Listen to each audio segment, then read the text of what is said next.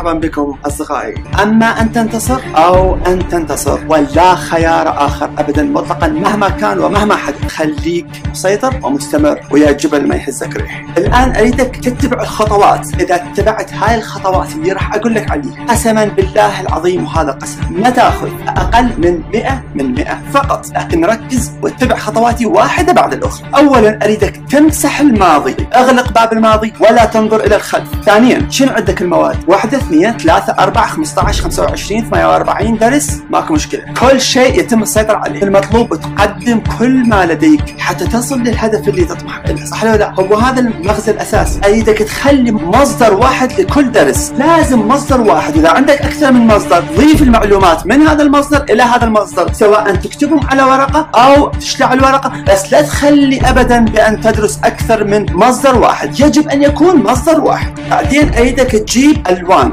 2، أحمر أزرق. بعدين تجيب ساعة اللي وراها تنطيك صوت أم الجرس. بعدها تجيب موسيقى تحفيزية وتخلي الصوت على واطئ، بحيث تكون أنت لما تدرس ما تسمع الموسيقى، ولما تتوقف تسمعها. يعني بطيء، مو أغاني حماسية، اكتب موسيقى حماسية. النقطة الأخرى أريدك تسوي خوارط ذهنية. تحط ورقة وقلم، 1 2 3 4 5 على الأفصل. تستلم الفصل الأول، تخلي ورقة. شوف هسه احنا في وقت التخطيط، في وقت التفكير، مو في وقت الدراسة. بعد ما بادين وقت الدراسة، هذا وقت التفكير مهم جدا. تبدي تكتب المناطق اللي انت تشعر بانها ضعيفة، مو الآخرين. اكتب هاي الأمور ودعبلهن بالورقة واحدة ورا الثانية. مهما كان العدد ماكو مشكلة، على الأقل انت تعرف. والإدراك هو أول خطوة للسيطرة. احنا شنو هسه المبدأ مالتنا؟ مسح مناطق الضعف. اريدك تكتب مناطق الضعف بدقة متناهية. مو تكتب مثلا الفصل الأول ضعيف، لا، اريدك تكتب بصورة خاصة. مش قد ما يصير العدد مو مشكلة، انت ما دام تعرفه، يعني مسألة وقت ومسألة جهود بسيطة وانت راح تسيطر عليهم كلهن. اخي اسمعني، والله العظيم تاخذ درجة كاملة، والله ما تاخذ غير الدرجة كاملة. ما كل لما تمشي بالمادة راح تستذكر مواد كثيرة. هذا وقت التخطيط ياخذ له تقريبا من ساعة إلى ساعة ونص. انت من خلال هذا راح تتراجع الكثير من المعلومات، وعندك معلومات غرقانة في محيط الدماغ. انت لما تراجعها راح تطلع هاي الأسماك الثمينة، المحاضرة كلها يطلع المعلومات اللي قاريها سابقا وعبالك نسيتها. لما تراجع المادة كلها راح ترجع لك المادة. بعدين لما تكمل الكتاب بالكامل لا تتوقف ابدا. صيح فلان، خابرك صديقك، مالك علاقة، ابدا تتوقف الى ان تكمل المادة كلها. لازم تركز خلال ساعة ونصف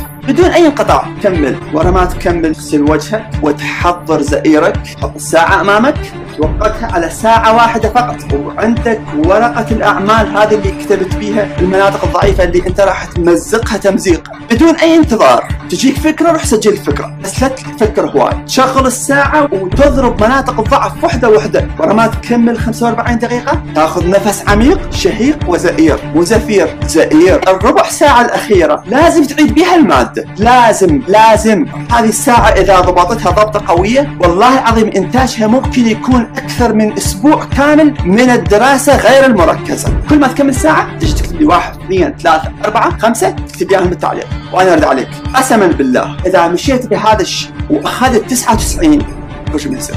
تأخذ 100%، بس اضبطها. لا تقبل بأنصاف النجاح. لما تسويها كاملة خلص. لا تعطي أي فرصة للخطأ. خش يلا يا بطل، شد حيلك وسمعني زئيرك. باي. اشترك بالقناة وانفع غيرك بيها. لما ينتفع غيرك يصير النجاح بين الكل. أحلى شيء أن تنجح مع الآخرين ولأجل الآخرين وفي حب الآخرين. هذا هو النجاح الحقيقي. خش يلا يا بطل، شد حيلك وسمعني زئيرك. باي. إن أعجبك الفيديو لا تنسى الإعجاب والاشتراك في القناة.